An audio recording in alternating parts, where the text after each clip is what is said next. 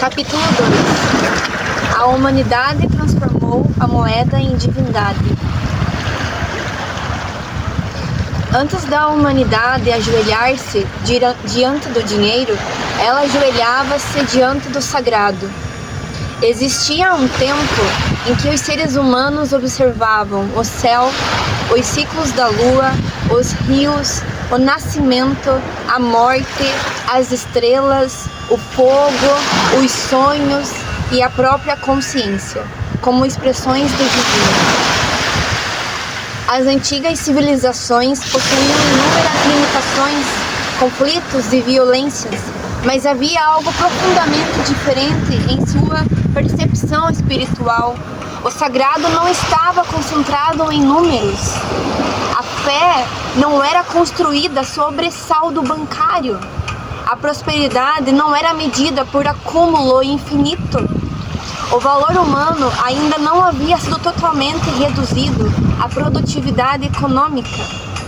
Em muitos povos ancestrais, a troca existia, mas não como centro absoluto da realidade.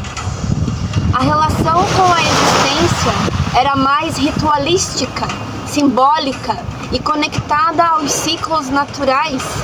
A abundância era compreendida através da fertilidade da terra, das colheitas, da chuva, da harmonia da tribo, da saúde coletiva, da conexão espiritual.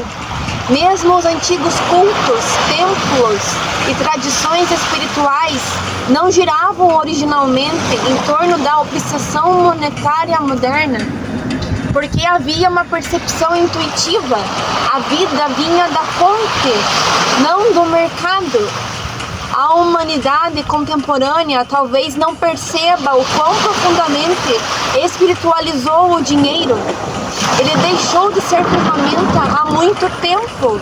Hoje ele define quem é admirado, quem é ouvido, quem possui poder, quem é considerado inteligente, quem merece descanso, quem pode sonhar e até quem parece abençoado. O dinheiro tornou-se a religião silenciosa da civilização moderna. Os bancos substituíram templos. Os mercados substituíram unidade. Os números substituíram estados de consciência. E sem perceber, bilhões passaram a viver em devoção constante à escassez. Porque essa divindade moeda exige sacrifício e a moeda exige tempo, juventude, saúde, presença, paz interior, criatividade, alma. O ser humano acorda cedo para servi-la, organiza a vida ao redor dela, teme sua ausência, busca sua aprovação, mede o próprio valor através dela. Isso já não é apenas economia, é culto. Um culto tão normalizado que quase ninguém o enxerga. E talvez uma das maiores dores de figuras espirituais como Jesus tenha sido exatamente tentar explicar uma consciência que a humanidade ainda não possuía capacidade de compreender. Porque como explicar manifestação para consciências treinadas na escassez? Como explicar a abundância espiritual para uma civilização baseada em medo? Como explicar unidade para mentes estruturadas em competição? Talvez por isso tantas mensagens tenham sido transformadas em símbolo, metáfora e parábola. Porque a linguagem humana era pequena demais para traduzir certos estados de consciência. Quando ele dizia, o reino de Deus está dentro de vós, talvez estivesse tentando lembrar à humanidade algo revolucionário.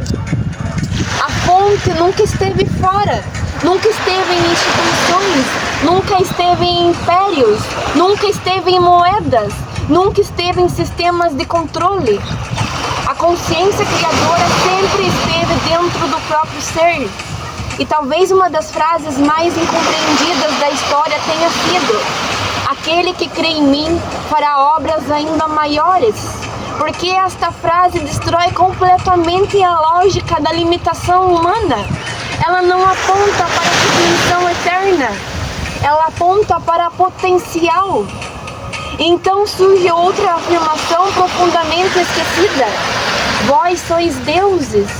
Não no sentido egóico, não no sentido narcísico, mas no sentido consciencial. Seres capazes de cocriar realidade, seres portadores de centelha divina, seres conectados à fonte da existência. Então surge a pergunta inevitável: desde quando um ser cocriador precisa de um intermediário artificial chamado dinheiro para manifestar abundância? Essa é a rachadura filosófica que a humanidade evita encarar. Porque se a consciência e criação estão conectadas, então talvez o dinheiro seja apenas uma tecnologia temporária de uma civilização espiritualmente adormecida. Uma prótese criada para substituir uma capacidade esquecida. Talvez o ser humano tenha perdido a confiança na própria conexão com a existência. Então criou sistemas externos para mediar aquilo que antes era fluxo natural. O dinheiro tornou-se mediador entre desejo e realização, entre necessidade e sobrevivência, entre sonho e manifestação. Mas isso gera uma pergunta desconfortável: será que a humanidade criou o dinheiro porque esqueceu como cocriar? Ou será que esqueceu como cocriar justamente porque entregou seu poder ao sistema da moeda? Talvez ambas as coisas tenham acontecido simultaneamente. Quanto mais a consciência coletiva mergulhava no medo, mais precisava controlar matéria. Quanto mais precisava controlar matéria, mais se afastava da confiança na fonte. E quanto mais se afastava da fonte, mais dependente se tornava de estruturas artificiais. A humanidade então começou a acreditar que sem dinheiro não existe segurança, sem dinheiro não existe valor, sem dinheiro não existe liberdade, sem dinheiro não existe possibilidade. Mas observe a natureza. O sol não cobra para iluminar, o ar não cobra para respirar, a vida não envia boletos para florescer. A criação opera em expansão espontânea. Somente a mente humana fragmentada acredita que a abundância precisa ser autorizada por números. Talvez civilizações espiritualmente avançadas tenham transcendido exatamente isso. Não porque aboliram politicamente o dinheiro, mas porque despertaram para um estado de consciência onde separação deixou de ser a base da realidade. Nesses estados, manifestação não nasce do esforço compulsivo, prosperidade não nasce do medo, criação não depende de escassez e o valor da existência não precisa ser comprado. Porque uma consciência alinhada à fonte não vive tentando acumular poder. Ela vive em fluxo criativo com a própria vida. E talvez seja exatamente isso que a humanidade ainda esteja tentando recordar. Que o verdadeiro milagre nunca foi transformar água em vinho. O verdadeiro milagre seria uma civilização inteira recordar sua natureza divina, sem transformar essa lembrança em religião, ego ou mercado novamente.